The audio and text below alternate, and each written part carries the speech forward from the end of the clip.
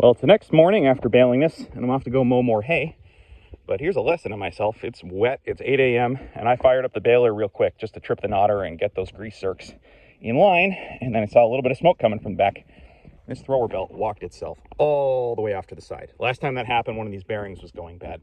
But this thing did completely fine for 200 bales yesterday, and I'm assuming it has to do with the wetness. Changed something with how the belt was gripping. But now I got to fix that before I go mow more hay, because if this is toast and I got to bale all that for Doug tomorrow, I don't want to knock down another 7 acres. Well, it did it again. The good news is it's not a bearing. I loosened the belt again all the way, checked all 4 bearings, everything's tight and spins freely. So I don't know what changed. It's got to be the tackiness this morning, but I got to get this at least back centered.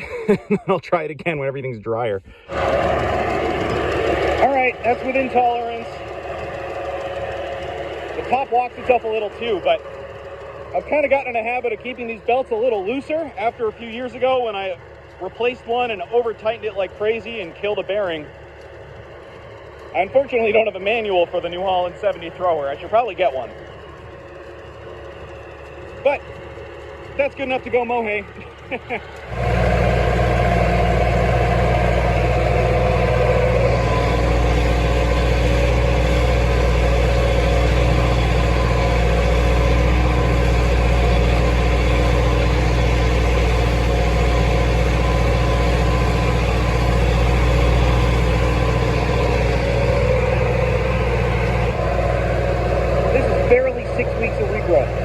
Just over.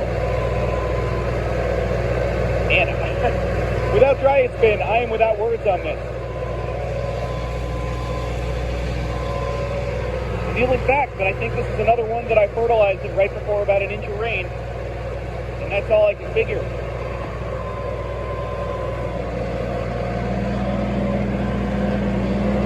Yeah. Well, I can't tell if my fertilizer spreader's doing something weird or if my pattern is wrong. So there are these strips of darker, taller grass in this field, and I noticed it a little bit from the other fields too. Strip right there, one right here. And I think that's right behind the spreader, but it's possible it's where I'm overlapping too much.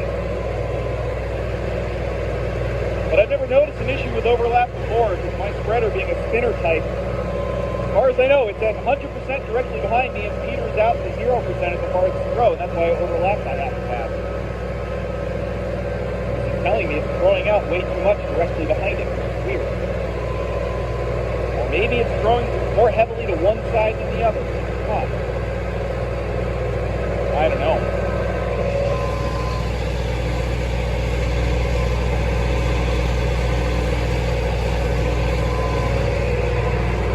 All I know is this is an insane amount of second cut. For how dry it's been, but even in general, this is just an amazing looking yield. Not right.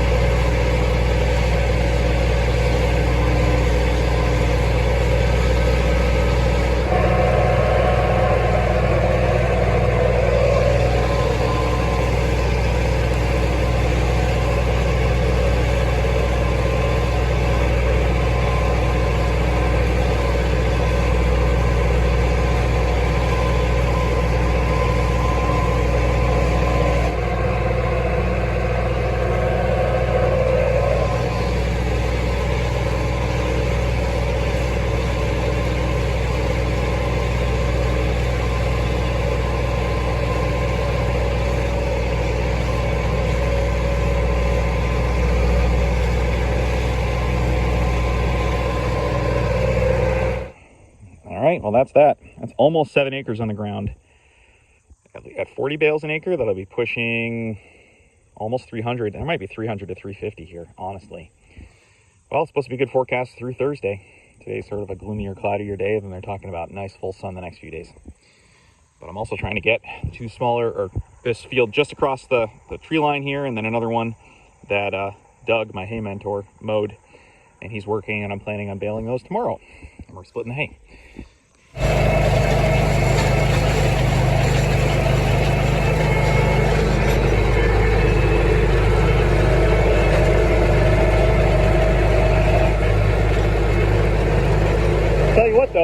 really glad I got that other field baled yesterday. This would have been a frustrating baling day with how heavy the dew was. Things have dried out a good bit. So whether I could have gotten that hay dry enough to bale this cloud deck. I know Doug is frustrated with the 2 fields he's doing. One of them is right there. Looks like it made a lot of progress yesterday, and it's somewhat thin. So I think we'll get that tomorrow, hopefully. If not, I'm going to have to see how much I can bale on Wednesday between this and that and the other one.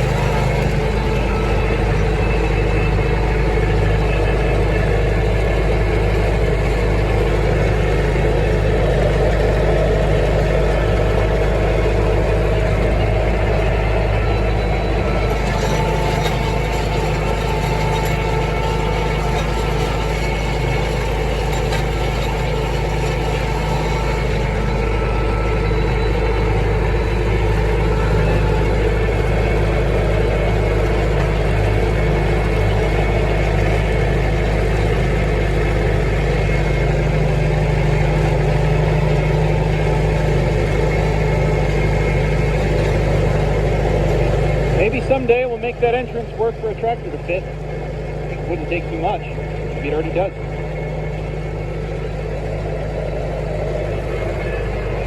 Well, one hay pickup down from the last field. One more to go. It is just a cloudy, humid day. Everybody I talked to is just perplexed.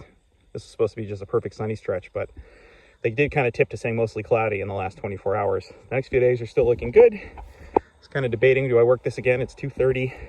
I still got to wait for the next off wagon person and putter a little bit, unhook the mower, but out in this first field, and it's not much dry down, but a little bit of wilting. But then you flip this top layer over and the bottom is just wet and green. So I'm definitely going to TED this one more time today with the hopes of Wednesday being the day to get this up. Well, the difference is subtle, but it is flipping up just a little more wet green. I've just got this bit left to do. And then the hillside. Slow burn. Well, see if Doug's stuff's ready tomorrow. If not, that might make Wednesday pretty packed, or Thursday is the overflow day.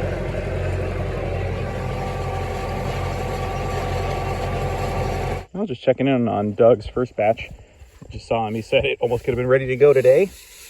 And yeah, it feels like it. A little bit of dampness in it still, but I guess the injector pump on his little John Deere 1140 went, so he's using the 6320 for tedding and raking. But I'm going to come here tomorrow and use the rotary rake to give this a good fluffing. I think wow, they're a little thin, but I don't know. I'm a little, with how cloudy it was today, I want to give this every ounce it's got. Yeah, this is still a little damp, a little juicy. Okay.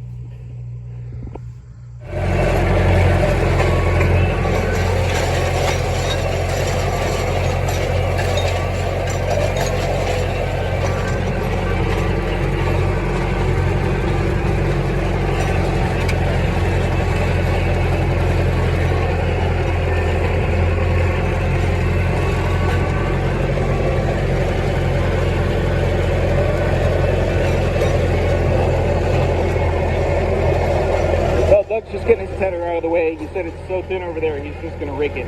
So we'll see how that does. But it is a beautifully sunny day. It was a heavy dew, but now that it's about 10:30, the dew is mostly off.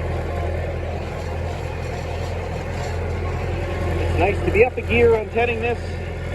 The tedder's getting a good sweep of everything. I think tedding it twice in a lower gear yesterday helped that. Really clean everything up and get it flipped.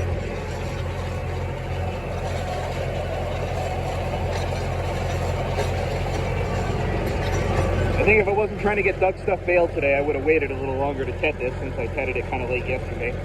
But it did dry some. Between that and now, between late day yesterday and drying as the dew left it.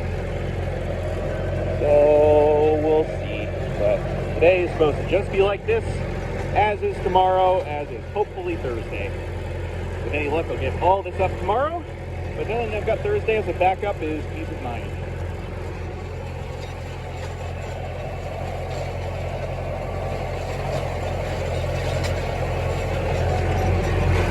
I don't know, if anybody knows the trick on how to shut your brain off while you're driving in circles, let me know. But I spend the whole time working through logistics.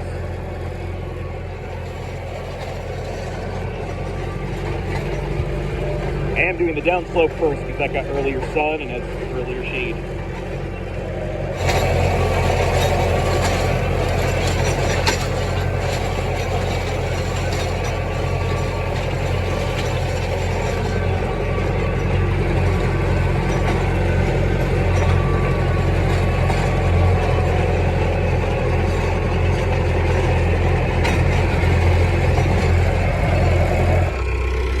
Okay, so I'm going to do some rotary rake magic on the first field of Doug's. Windrows are a little small, but I know he wasn't able to fertilize between first and second cut, and I'm sure they'll fluff up. It's tempting to double them, but I think we're still feeling a little green late in the day yesterday, so I'd rather just pick up the baling speed. It doesn't take long anyway.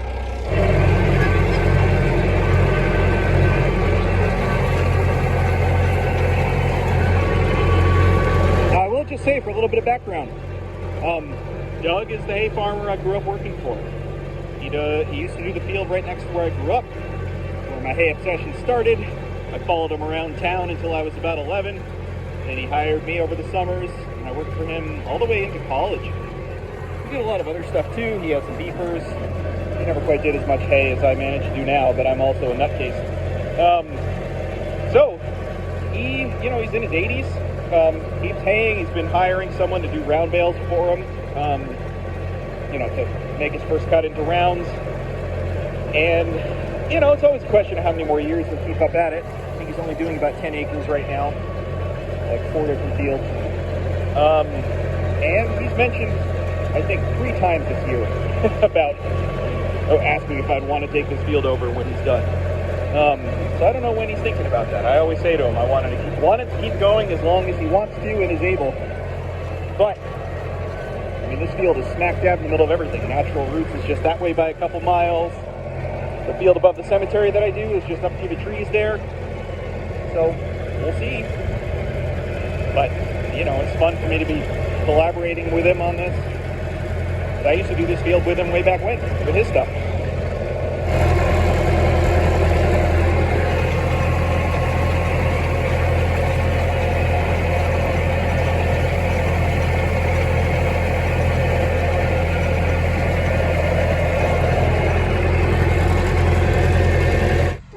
Alright, and he's just finishing raking this up.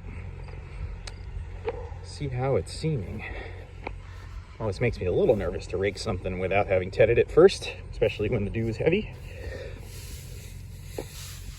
And it feels pretty decent. It's just a little ropey, especially in these outside edges.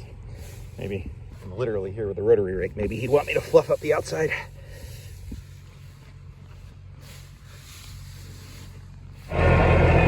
Drop the rake and just cut right through. I've always wanted to do that. It's the little things. This stuff is drying. Not quite 1 o'clock, so I'm gonna stop for lunch and then cut this again and then go bale the other stuff hopefully. Saw a little bit of green in what I raked up for Doug and a little green in what he just raked with his old side delivery. So it's in the back of my mind, I'll be giving things another rake before baling, but we'll see how it goes. Well, the sun just ducked away behind one of the few clouds, but it's 1 p.m. We got a crispy top layer. That means this hay dried more in the last 3 hours than it did all day yesterday. But that's okay. Ted it again. Well, that's unfortunately a pretty mangy looking fox. But it's scavenging out here. I don't know. Usually when I see him, I say to myself, oh, that looks healthy. That one doesn't.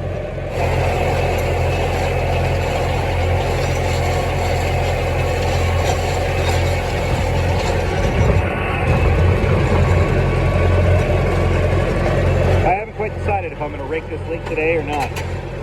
Still hopes for tomorrow, but we've got quite a ways to go still.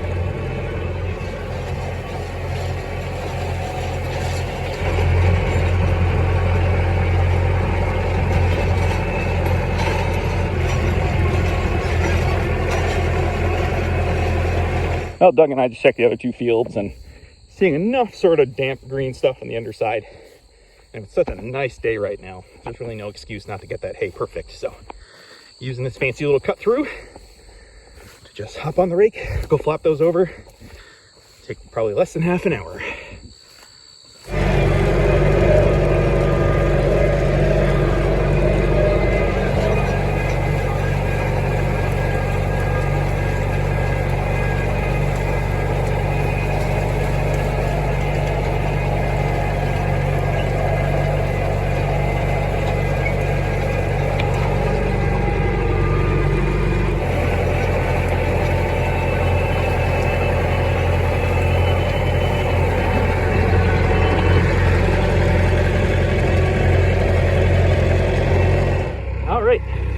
After 3.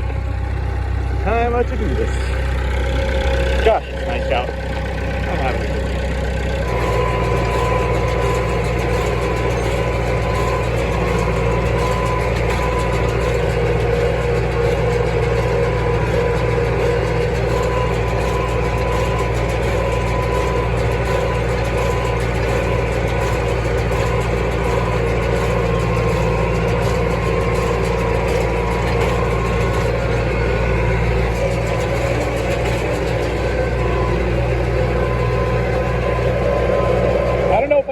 Enough what a full circle moment this is. Me baling this field and Doug watching, helping, picking up bales.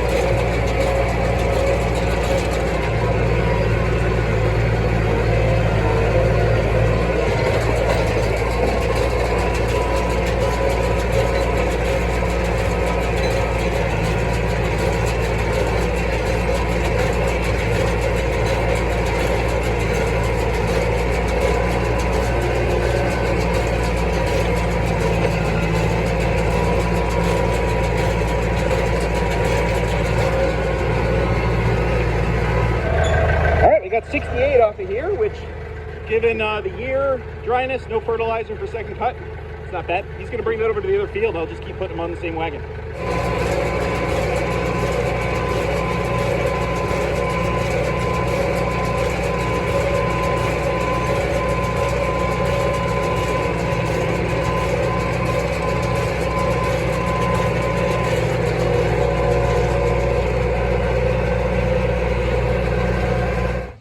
Another 34, 38, so there's 100 on there, 104 including a broken one. So wasn't expecting to have that hay. We're splitting the cost 50-50 though. I'm gonna see if I can talk him into taking a little more for it. He did a lot more of the work. All right, and then I'm just gonna grab the tedder and the rake, the tractor and the rake. Oh, it's tempting to take that through the shortcut. I think I might fit. But I don't know if I want to rake over there or ted over there. So I got to see. Wow, this stuff came a long way. It's a little green under it. A little cool to the touch. I think I'm going to get this up in windrows. Just tedding it for a 5th time right now feels excessive, and then I'd have to ted it again in the morning. And I think it's ready to rake. It was wet enough when I mowed it, just from a really heavy dew, but I think the tedder has still been missing little bits. And so with nice air, nice sun, I know the day's getting on, but getting this up in windrows to kind of let stuff air out, let the ground dry out. And then I got a nonprofit call until at least 11 tomorrow. So that means I have to be nice and patient before getting out here anyway. And by that time, re-raking this at like 11:30, the dew should be nice and off of it. That right there, even in the first pass, is why I'm raking it right now. Wet stuff, the tedder has just never managed to grab. And maybe that means I need the tedder set lower, but with rougher fields and rocks and the bearing issues I've had, I have it pretty dialed in to have it grab stuff well. But occasionally, occasionally stuff doesn't get grabbed when it's wet. Which I guess is why I like mowing later in the day when the grass is dry.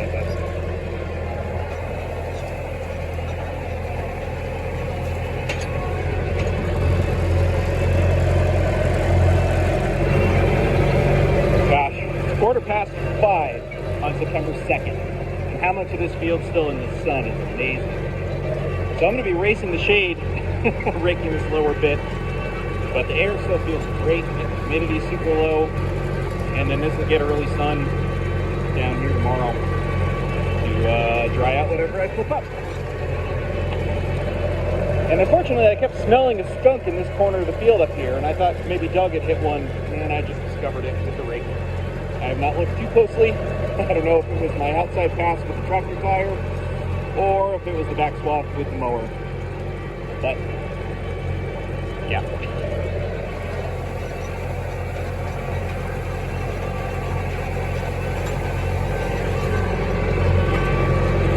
Still, I didn't hit any fawns this year, so that's something. But skunks are nice until they skunk you. Yeah, I won't. I just did a double take. I thought it was just a fox again. Am I losing it? Because all of a sudden it looked like a coyote cub.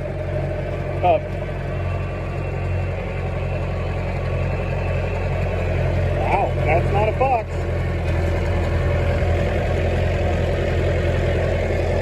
Yeah.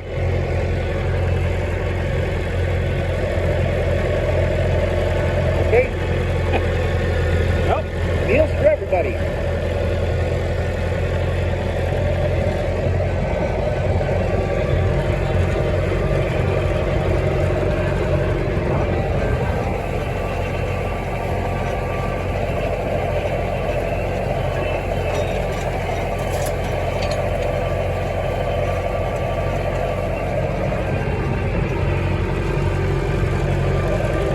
Not much that I like more than a nice late afternoon raking of beautiful hay.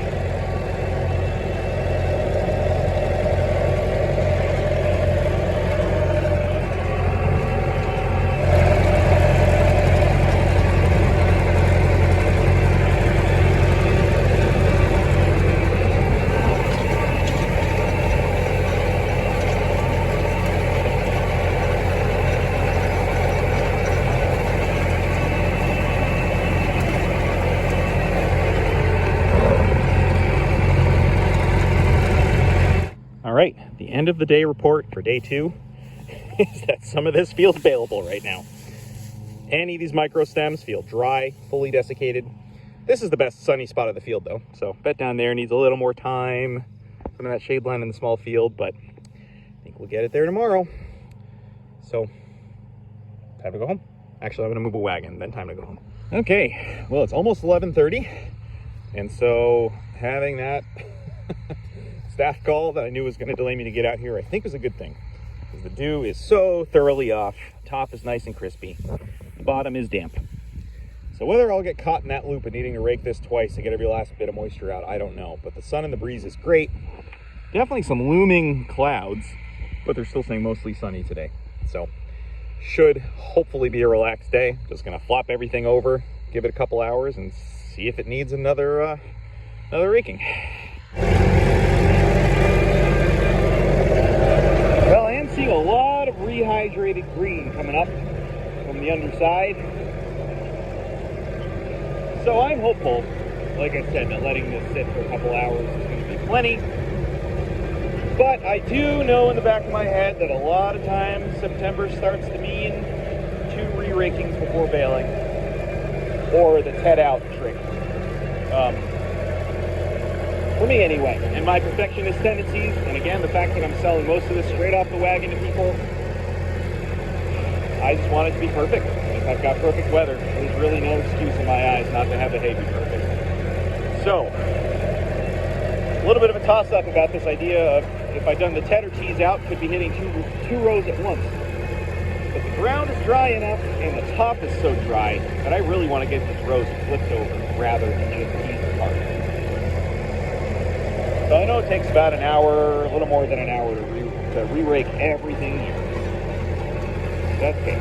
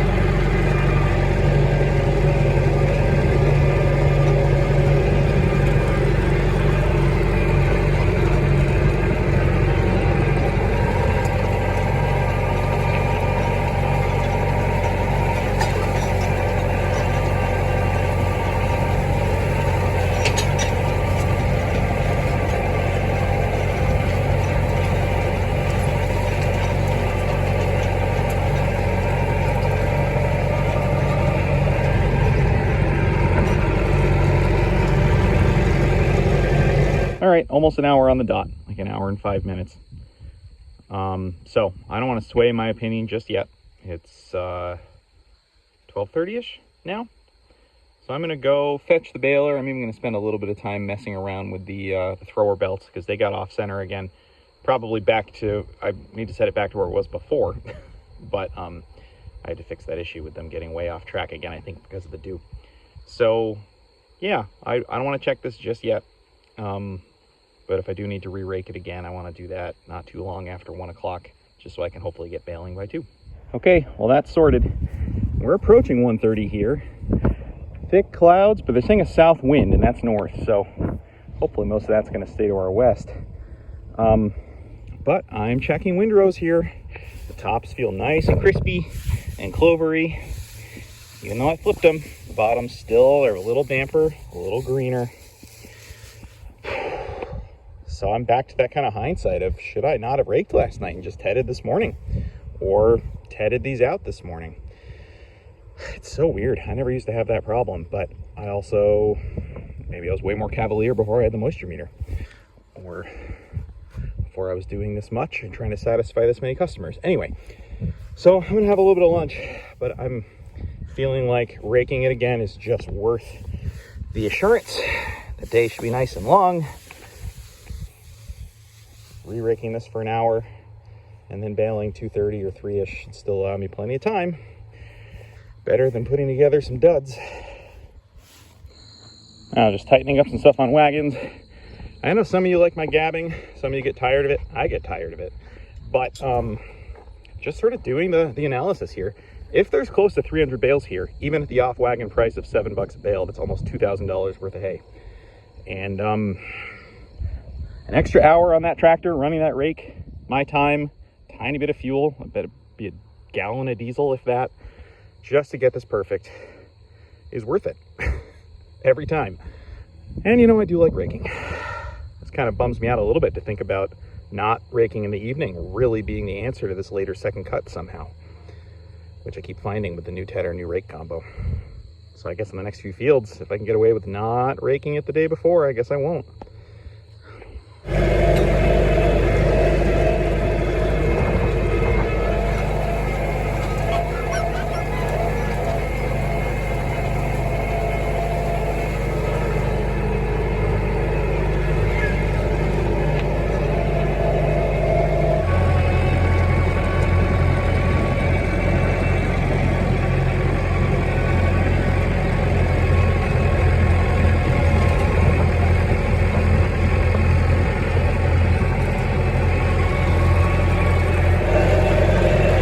You know, I do recognize some of this might be from the fact that on day one the sun hardly came out. So yesterday when I raked this, it wasn't quite as cured out as it might have otherwise been at the end of day 2, which means stuff regreens more. There's a whole science to it that I don't have any hard numbers on, but I do know that fully cured hay won't regreen as much as stuff that's al dente. So maybe that's part of it too. This might just be a ripple effect of 2 days ago not being ideal. Okay, that's done. It's just about 2:30. The sun has been out most of the time. Nice breeze. Time to put this together and see how it comes out.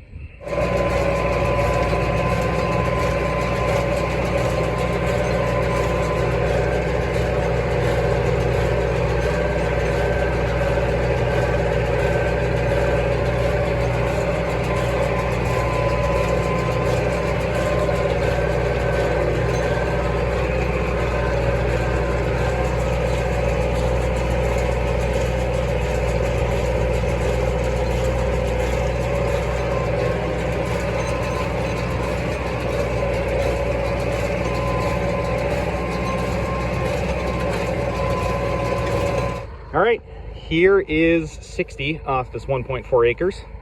So that's about 40, what, 43 an acre? 44 an acre? I just did the math, but I can't remember it.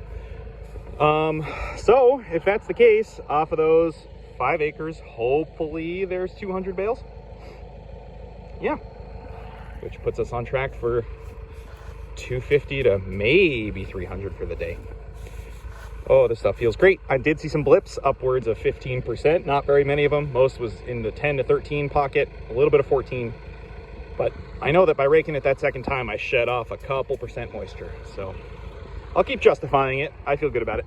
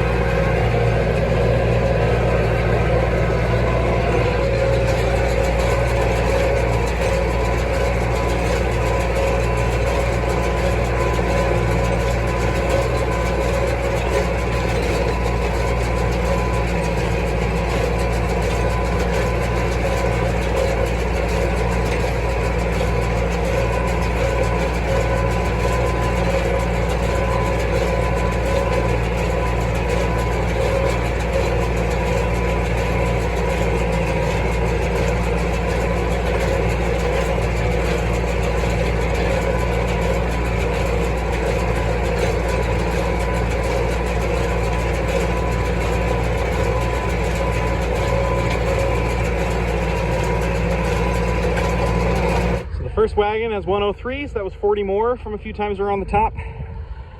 Haven't touched these ones where the grass was thicker yet, or the slope. I'll start on that next. Also weird that this happened again.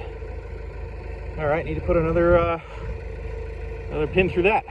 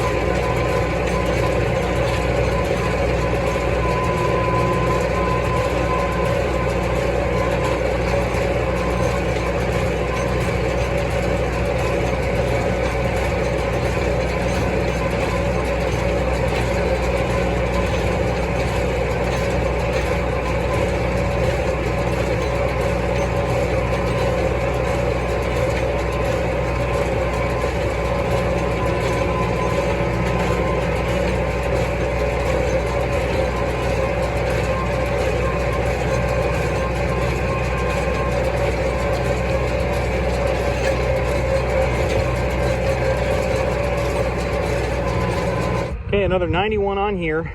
This wagon is a little more leany and there's a little bit of tippiness in some of this side hill. And I do have somebody coming for 50 off wagon today. So Doug's snagging his other wagon. And I'll put just 50 on that.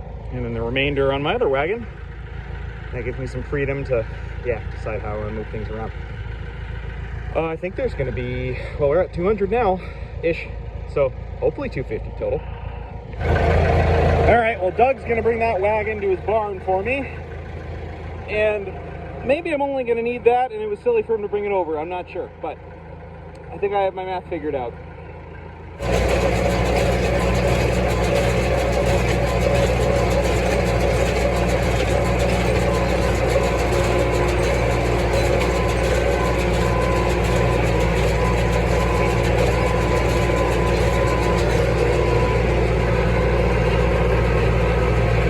Winning the race against the shade.